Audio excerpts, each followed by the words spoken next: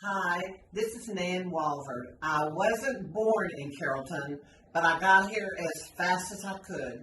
In 1963, Newman Smith hired me to be the very first elementary music teacher for Carrollton Farmers Branch ISD. Carrollton was a metropolis thriving with 3,000 population. In the mid-1960s, I joined the Carrollton Women's Study Club, and I found my place with a group of wonderful ladies. As I look back on those days, I realized that my friends that I made there were some of the families and people who made Carrollton what it is today.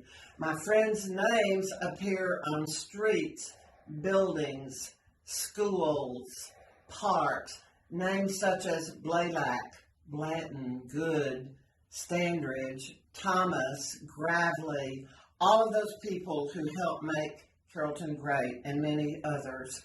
We were called the Carrollton Women's Study Club back in those days, and we met and discussed topics like we're still interested in today.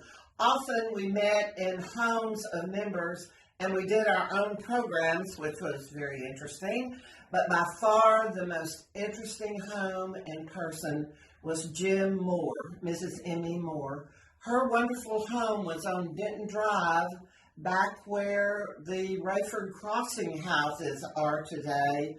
And also when you pass Moore Farms on Hebron Road, that's the name for the Moore family also.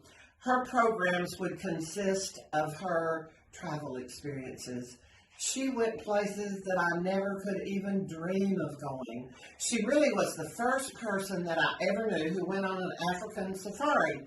And I can still hear 50 years later hear her saying, Sparky jumped out of the Jeep and ran after the wild animals. And I looked at him and I thought, that is the only person I have in the world. And there he goes. Sparky was her only child. But she helped whet my appetite for travel, which still exists today.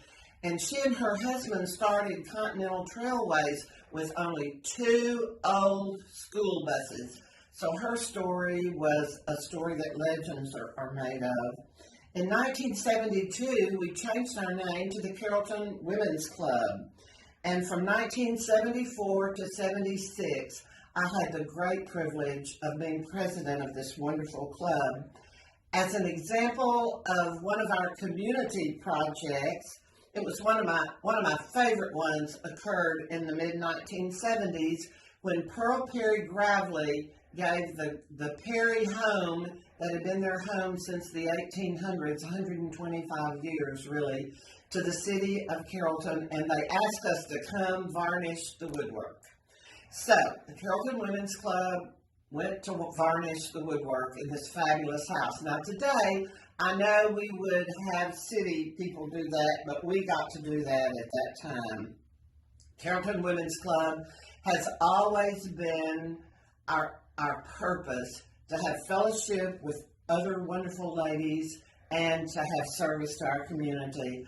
I really regret that after I started my business in downtown Carrollton, I haven't been able to be as active as I once was, but I've really cheered the ladies on from the sidelines.